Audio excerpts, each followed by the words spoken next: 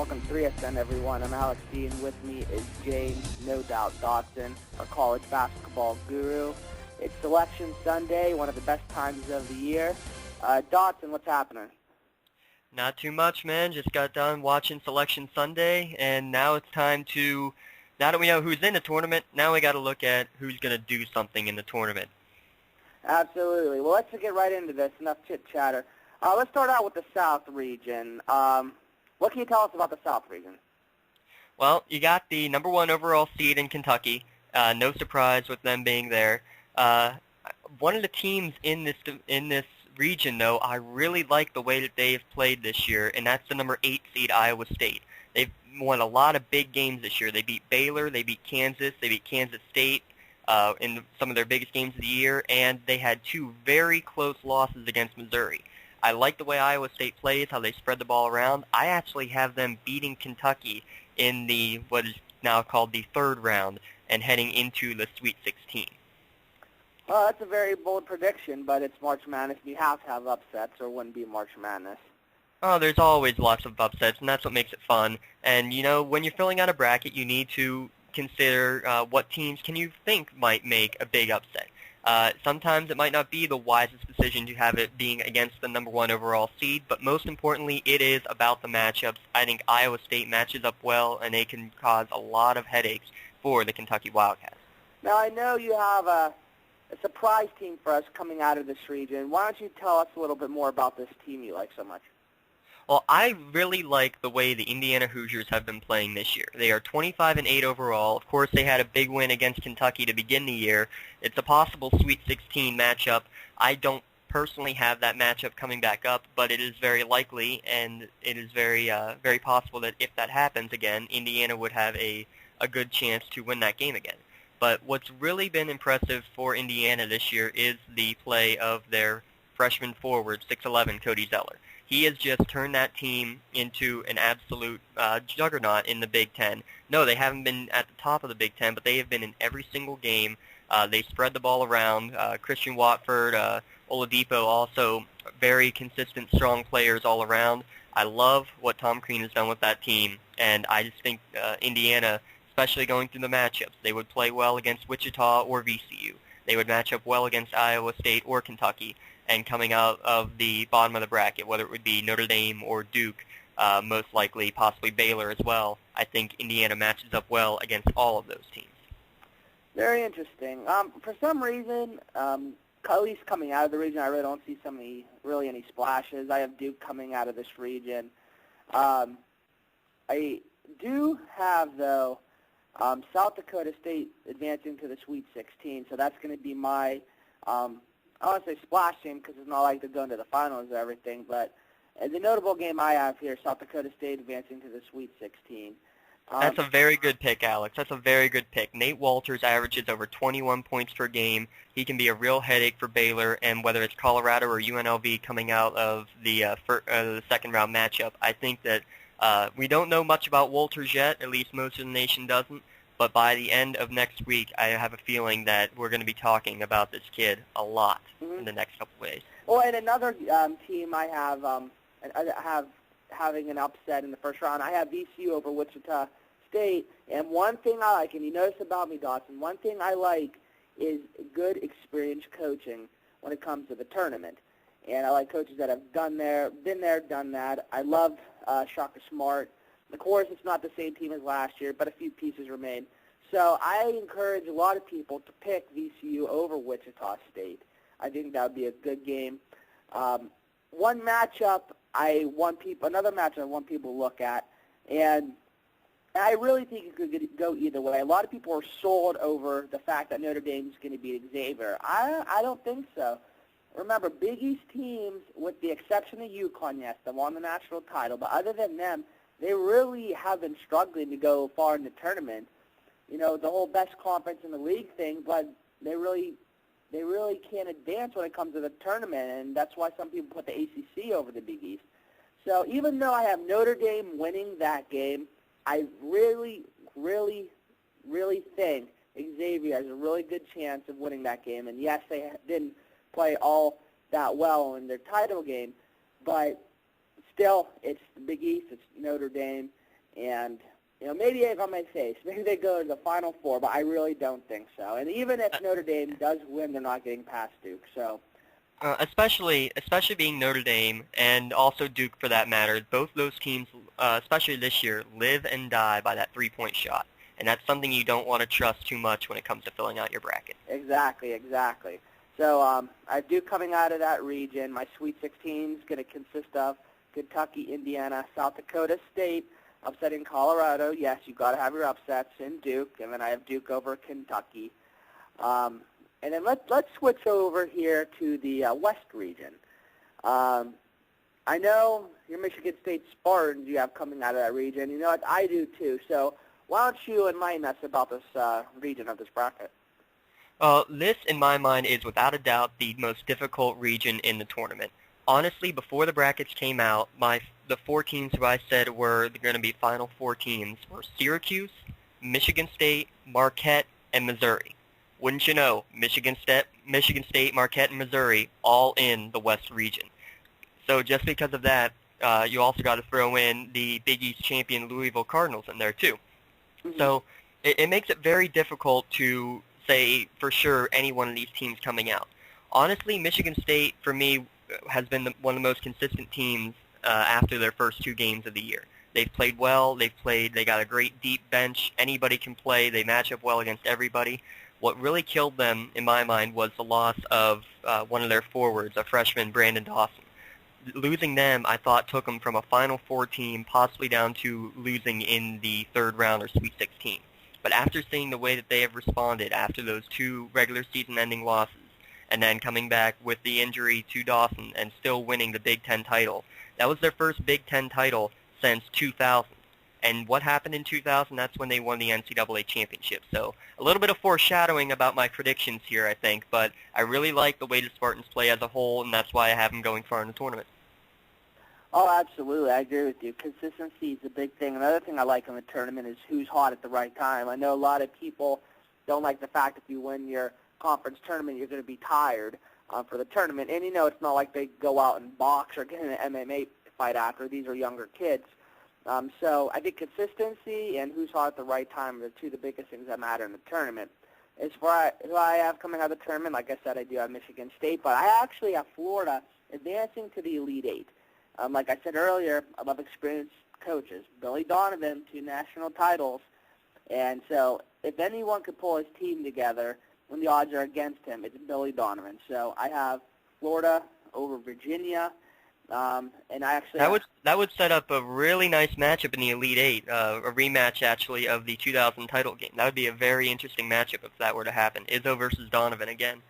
Absolutely, and I can't say it enough. Good coaching. So as far as upsets go, I have Murray State over Marquette. Like I said earlier, I don't like picking Big East teams in the tournament. And I know some people really like Marquette. I know you like Marquette. But it's a tournament, you got to have upsets, and if I had to pick a team from a conference to be upset by, it would be a Big East team. So I have Murray State upsetting Marquette, and I have Long Beach State actually advancing to the Sweet 16. I even have them beating Louisville, and this is another whole Big East thing. But I want people to realize Long Beach State, they beat teams this year that were in better conferences, even though the Pitt Panthers were not a very good team, at least up to their standards. They came into the Peterson Event Center in Pittsburgh, Pennsylvania, and they played lights out. So they know how to beat big teams and they know how to upset teams. So March Madness, you got to pick an upset. I have Long Beach State over New Mexico and Louisville. You got to have your upsets. But those are two bold predictions, that's for sure. I want to go back real quick to Murray State. They did get maybe a raw end of the deal, only one loss on the season, and they're a 6th seed. I find that a little hard to believe no matter what conference you come from, especially when you have a caliber of player that Isaiah Cannon is. He's 19 points per game, shooting 47% from beyond the arc for the year. That's incredible. That's why there's no doubt they win the first game, and I think you're right. It will be a good matchup against Marquette. I do have Buzz Williams' team advancing to the Sweet 16, but I wouldn't doubt you at all. I wouldn't criticize you at all for trying to go with the Racers going far. And honestly, any of the top 4 teams or even number 6 Murray State can come out of this region. It is wide open, full of great teams in the conference, in the region, I mean. Absolutely. Well, let's switch it over to the East region here. Number 1 seed Syracuse, most likely the favorite to come out of this region. What do you have for us to say of the East region? What teams should people be aware of? How should they go about filling out the brackets? Well, you definitely got to start with Syracuse. They are a deep team. I love teams who have a deep bench and they can spread the ball around and anybody can score. I mean, you can go down their list. Chris Joseph, C.J. Fair, Daniel Waters, Fab Mello, Scoop Jardine. You can go on and on and on. But that's why I like Syracuse going deep, just because you never know what big man is going to come up big in that game for the Orange. Anybody can do it, not to mention the 2-3 defense. Jim Boeheim has just perfected it up there in the Orange Country. So I like Syracuse going far. Another team you can't forget about the 4 and 5 matchup that you're going to have between Vanderbilt and Wisconsin. First things first, I want to look at this Vanderbilt-Harvard game because this could be an interesting upset if you want to choose it. Harvard is a slow-it-down team in the Ivy League. They average less than 65 points per game. Vanderbilt has only scored less than 65 points in a game 4 times the entire season. So what's going to happen? Will Vanderbilt be able to control the tempo and score lots of points, or will the Harvard Crimson be able to control it, keep it in a low-scoring game, and if so, the advantage is with Harvard. So that's going to be a fun matchup to watch for in the top half of that bracket. And then when you head down to the bottom of the bracket, you got to look again at another deep team, Florida State. It starts with Michael Snare, but it goes very deep. They get at least 9 players with significant minutes every time that they touch the floor. So that's why I have the Seminoles actually making it all the way to the Elite 8 matchup versus Syracuse in the bottom half of the East bracket. Interesting. I mean, I guess I really don't disagree with anything you said. My upsets, at least in round 2, I have Texas beating Cincinnati. I have West Virginia over Gonzaga. I do agree with you with Vanderbilt advancing. They won their tournament. They're on a hot streak. I like teams are on a hot streak. So in round 2, I have Syracuse versus Kansas State, Vandy versus the Badgers, Texas versus Florida State, and West Virginia versus Ohio State. And this is going to be an interesting matchup, I think, with West Virginia and Ohio State. And I do think West Virginia will win. I like Bob Huggins. Another coach has been to the Final Four. And West Virginia, I know they've been inconsistent, but when they're on their game. But that's the thing. When they're off their game, they're really off their game. So if the West Virginia that decides to show up the one that's the well-coached Bob Huggins team, I think they're going to go to the second round. And I think we're going to see a West Virginia versus Ohio State match in the Steel City.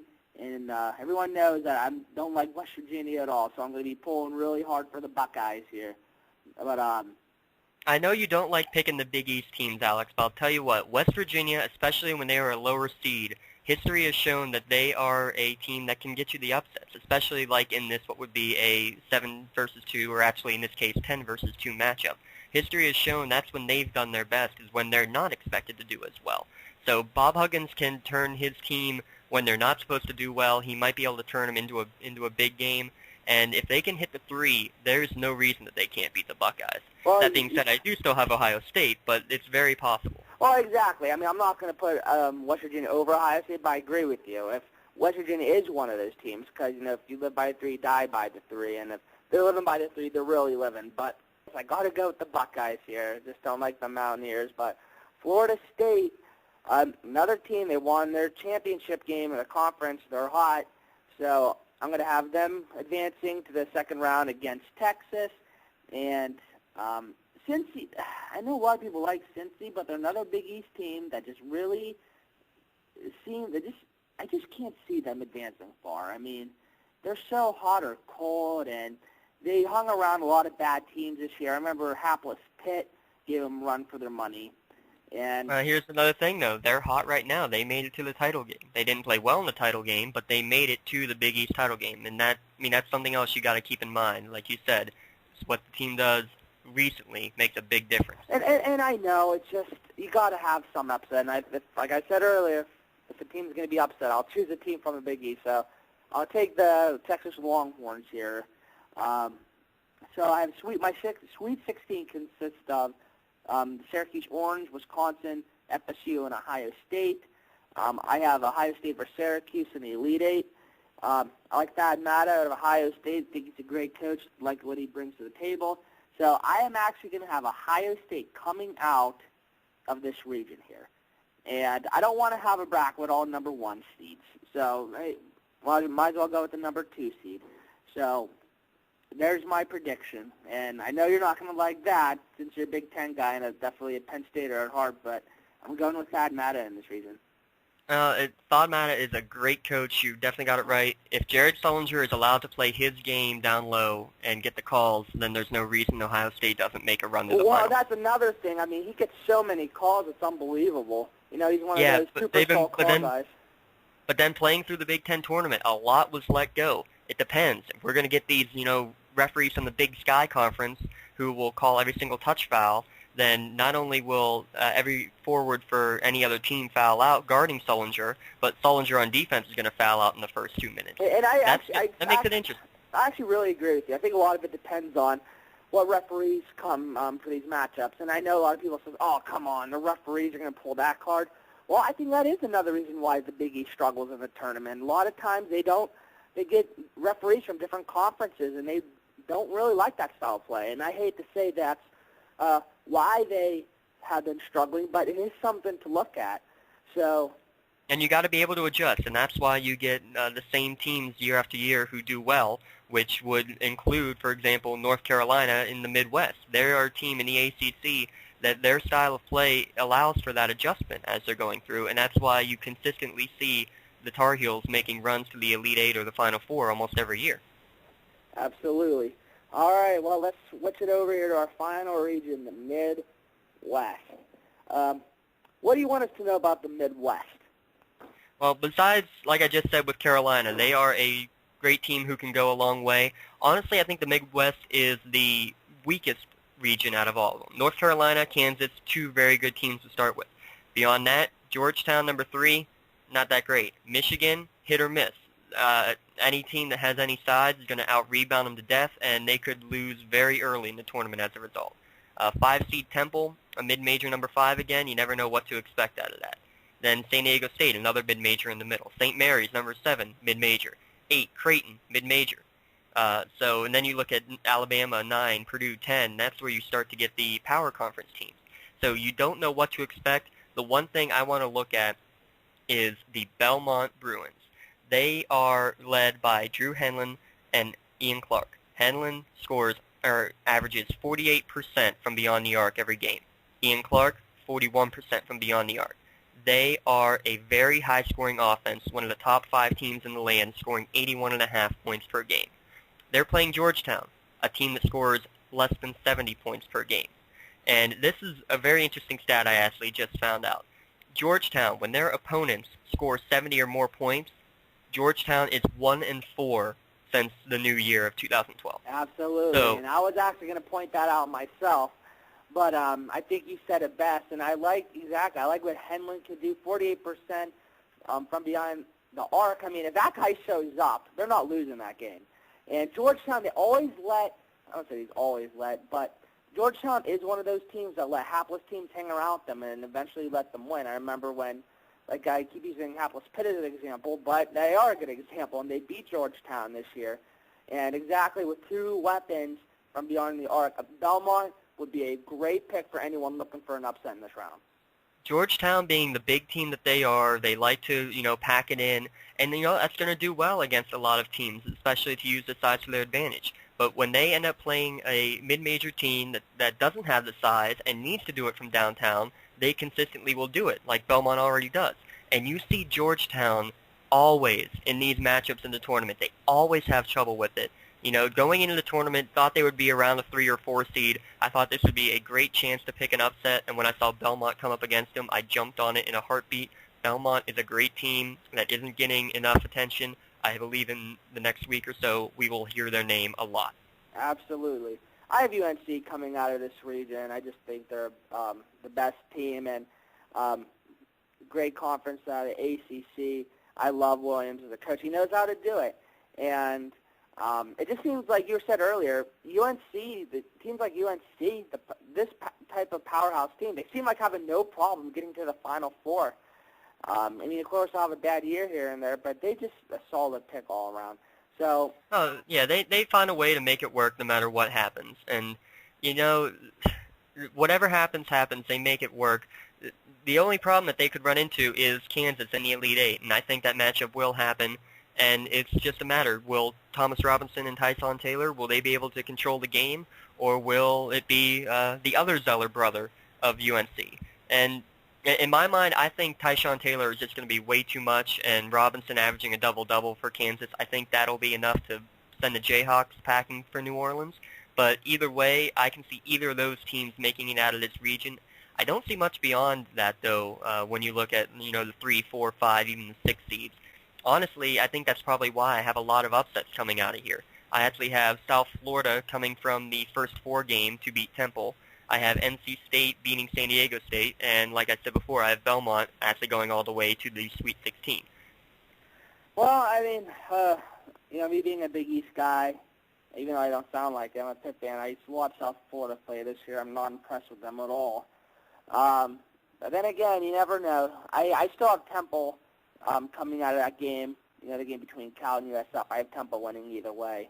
Well, again, it is all about matchups, and for me, South Florida is an easy matchup against Cal, and I think they match up well against Temple's more spread out offense that they've had. Now, And I think that's just why I like the way South Florida will play against that type of team. Now, of course, Kansas won a national title a few years ago. I think it was 2008. But Northern Iowa, of course, upset Kansas a few years ago, and then we all remember the Bucknell Bison fiasco. And, of course, big teams, big powerhouse teams with decent seed in the 1 or 2 seed do get upset from time to time. And even though I have Kansas going to the Elite Eight, do you view with Kansas's recent history of getting upset, especially with that number 2 seed early on, do you still think they are a potential team to have an upset? I mean, Bucknell, Northern Iowa, for me, even if it's a different team and, a while ago, it just rings in your head, It's just like, remember, this happens, you know what I mean? So, do you think I'm wrong to think that?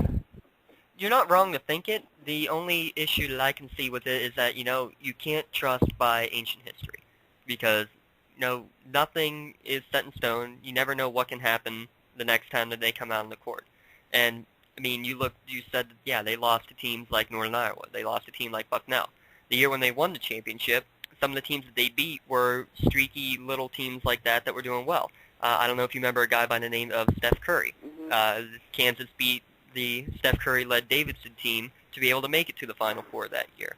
They beat a number 12 seed in Villanova. They beat a very powerful number 8 seed in UNLV that year as well. So it's not just about what they've done in the past, because that is a completely different team, especially in the college game, where you have teams that change their players every year. And the experience can become a factor, and that's why Kansas has a little bit more experience on their team. That's why I think they can pull it off. Definitely like the experience of Syracuse, love the experience of Michigan State, and honestly, one of the least experienced teams in the entire country is Kentucky. And I think that's part of the reason why I don't have them going far, because when adversity hits them, like it did today in their game against Vanderbilt, they weren't able to pull it off. So you can't trust these young teams, especially in this one and done scenario that the NCAA has created. Well, first of all, I'm not picking Kansas to get upset in the second round. I'm just saying it's something, at least in my eyes, I know you don't like it, just something to maybe ring in the back of your head. If you're filling out your bracket and you don't have any upsets yet, then maybe you could do something like that, have Kansas go down. It's worth the bold prediction, that's for sure. Yeah, so it depends on how your other brackets are looking. But, all right, let's get down to the Final Four. I got Duke, Michigan State, Ohio State, and UNC, and I know in recent history, a very 1-2 Final Four doesn't happen. We have a lot of upset teams like the VCUs and the Butlers, and I know it's a very bland Final Four prediction. I know, but But if you were to try to predict a number 12 seed like South Florida, for example, coming out from the first 4 games all the way to the Final Four, as soon as you start trying to do that in your brackets, that's when we'll have another time where it's all 4 number 1 seeds making it to the title. Exactly. I still feel better about having a Final Four with 2 1-2 teams than a 12 seed, a 7 seed, a 9 seed, and a 3 seed. So. If anybody gets that right, it's because they threw pencils up into the ceiling, and the higher seed always ended up sticking to the ceiling more. Exactly. So and I'm sure we're going to get a lot of our comments here saying, "Oh, you guys are dumb," because it's really easy to criticize after the fact, But that's my Final Four prediction. I have Michigan State, UNC, and I have UNC winning it, man. And I know you have a repeat from the 2009 title game where UNC beat Michigan State at Detroit. That would be a very intriguing matchup to see down in the end. 2 great coaches, Williams versus Izzo, and the big man play between seniors Tyler Zeller and Draymond Green. That would be a very fun championship to watch. I would love to watch that game. Absolutely, man. I love Williams as a coach. UNC powerhouse program. It's just consistency as a program. I just can't pick against them. Even though I'm not a big UNC guy, that's my prediction. But all right, Guru, let's hear it from you. What do you got for us? Well, my Final Four is Indiana, Michigan State, Syracuse, and Kansas. And of the 4, the only ones that we share with are Michigan State. I do have them as well making it to the championship game. I think in that Big Ten rematch, Michigan State-Indiana, Indiana won the last game. I think Michigan State just is going to be too good in a big game down the stretch for them to have any sort of upset loss to Indiana. Not to mention Tom Crean being the protege coming from the Tom Izzo program. Be a fun Final Four matchup. I think Michigan State would take it.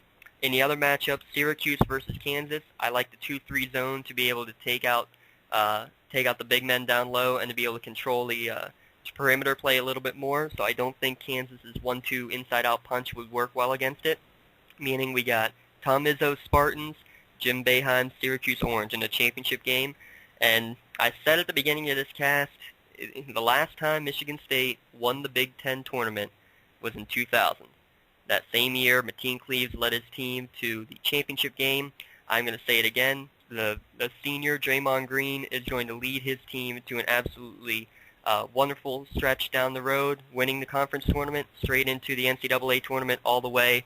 I have the Spartans winning, and they're a team that I don't feel any nervousness in picking them to go far, because if you look, since 1999, they have made the Final Four or beyond a whopping 5 times. 5 times since 1999 have they made it to the Final Four. So that's a stat that speaks for itself in my mind. All you can do is let them play. And they play well no matter what team, whether it's a great stacked team or whether it's a team full of nobodies. Izzo makes it work. And I see this year they just have too many options between Nix and Payne down low, Appling and Wood outside, and Draymond Green doing it all. I like the Spartans all around. All right, everyone. Well, you heard it here at 360 Sports Network. We're here to make your bracket as good as it can be. So take our advice if you want. If you just want to laugh at us, go ahead.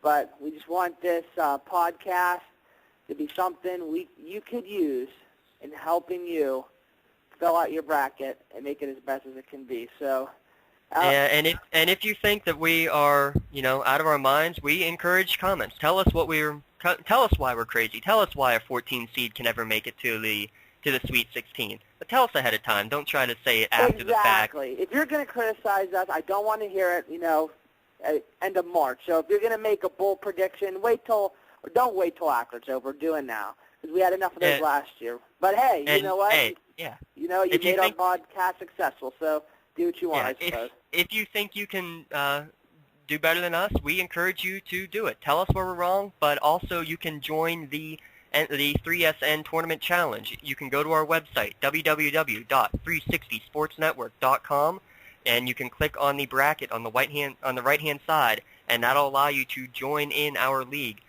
where we will be giving out prizes for the top 2 or 3 finishers in this tournament challenge. So you think you can do better than us? We encourage you. Show us. Do it. We know you can. Go for it. Do it on the bracket challenge. Do it that way, people. It's a fun time. So all you can do. If you think you can do it, we challenge you. Have fun. Absolutely. All right. Well, this is Alex D. and James Dotson signing off from 360 Sports Network. I hope everyone had a great selection Sunday. For the fans of the teams that had their bubbles burst, there's always next year at Northwestern. But in the meantime, have fun filling out your brackets, and fill out one bracket if you're going to put money on it, if you're going to stick with it. If you want to fill out other brackets, make sure you have one that you truly think is the best bracket or that you truly think is going to pull through. Because I just don't like when people fill out 1,000 brackets and they get one right, and they brag about it being right. So if you're going to go with a certain team, make sure it's on one distinct bracket. But I hope everyone enjoyed their selection Sunday. Have a good night. But now it's